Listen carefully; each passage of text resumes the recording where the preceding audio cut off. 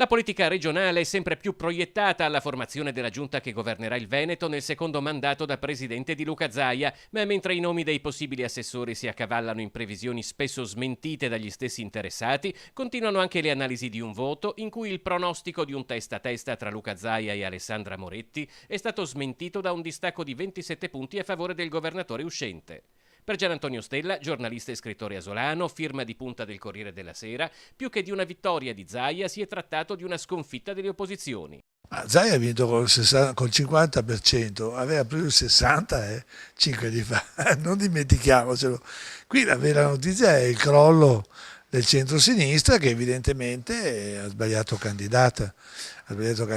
ma Zaia ha preso molti meno voti rispetto a 5 anni fa e aveva una percentuale anche più bassa. Al di là della sconfitta della coalizione di centrosinistra, secondo Gian Antonio Stella rimane il bilancio sostanzialmente positivo di 5 anni di presidenza Zaia. Non usa i toni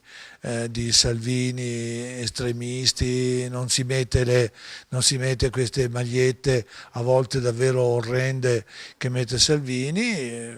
un signore in giacca e cravatta che fa il suo mestiere come poteva farlo nella Democrazia Cristiana o nel Partito Liberale o anche in Emilia, magari nel Partito Democratico, insomma è un amministratore di tipo tradizionale che cerca di fare le cose in modo così decente ed evidentemente i veneti gliene danno atto.